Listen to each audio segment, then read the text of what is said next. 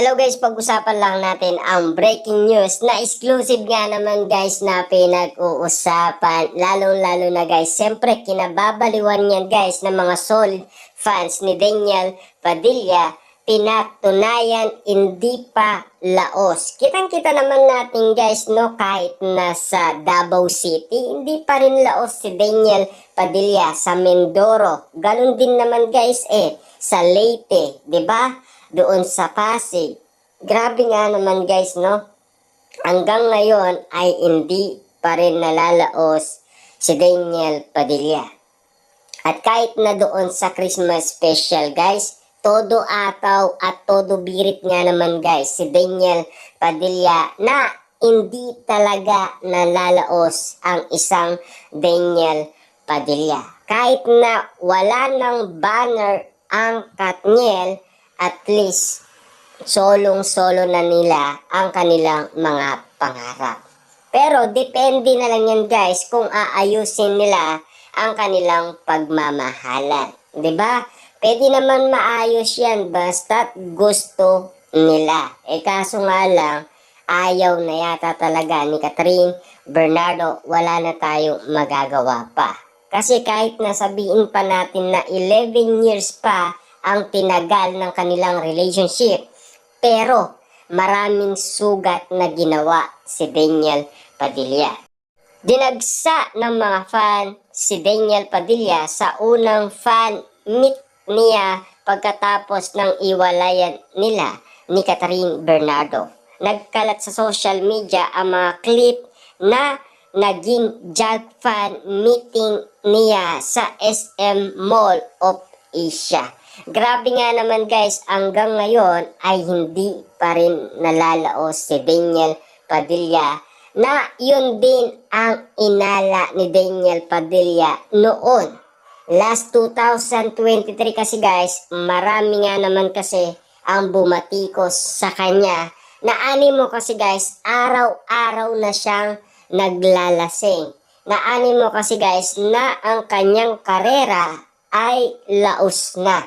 Pero hindi pa rin nalalaos yan. Noon spotted nga naman siya sa Dubai, Boracay. Grabe nga naman guys, no? Pinagkakatiwalaan pa rin si Daniel Padilla.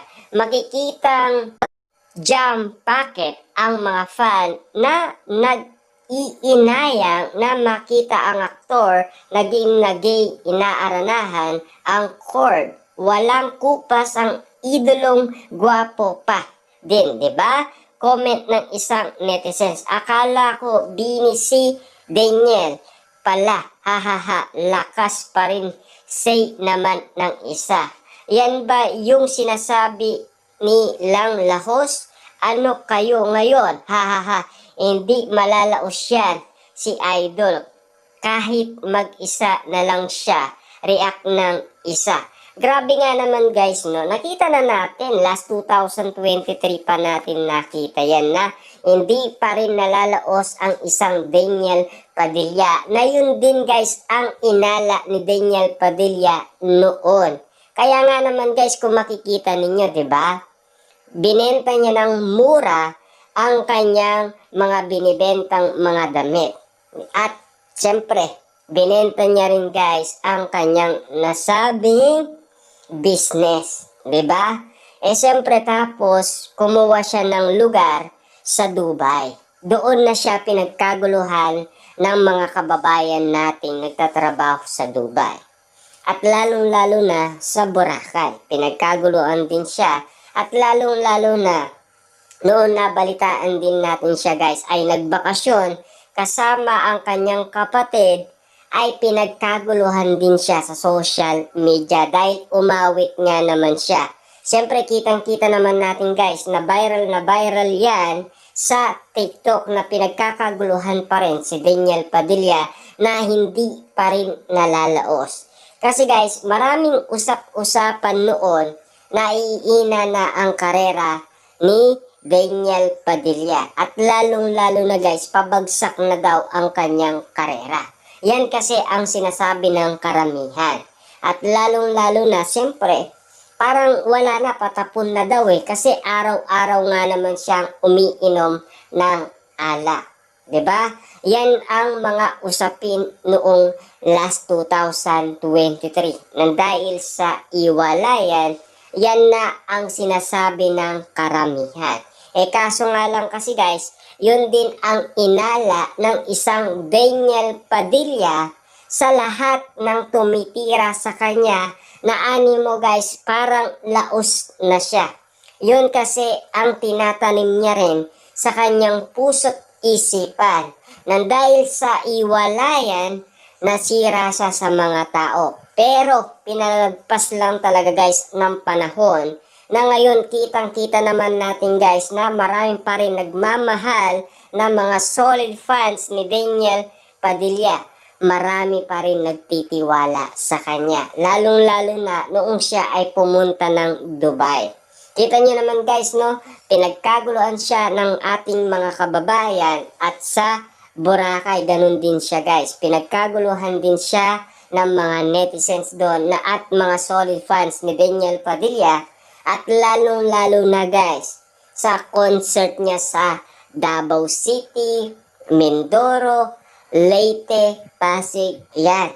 Lahat yan guys ay pinagkaguluhan si Daniel Padilla. Hanggang ngayon guys dito sa Mall of Asia, 'di ba? Maaga pa lang ay kitang-kita na natin ang mga solid fans ni Daniel Padilla kahit sarado pa ang nasabing mall. Ang dami pa rin nagtitiwala kay Daniel Padilla. Hanggang ngayon ay hindi pa rin nalalaos ang isang Daniel Padilla. Kaya nga naman guys, kitang-kita naman natin na sinasabi nila noon na pati ang kanyang mga endorsement ay mawawala sa kanya. Merong iilan, pero yung iba, siyempre pumirma pa rin siya ng bagong kontrata. Grabe, iwalay man sila ngayon guys ni Catherine Bernardo sa pagpirma ng kontrata, at least nag-i-enjoy naman sila. At masaya silang nakikita na natin sila guys na nag-i-enjoy at happy sa kanilang ginagawa. Kahit na kinukumpara man guys ang lahat ng kanilang mga action na ginagawa katulad na lang guys ng mga pelikula, mga teleserye, at least hindi siya nalalaos sa mga tao.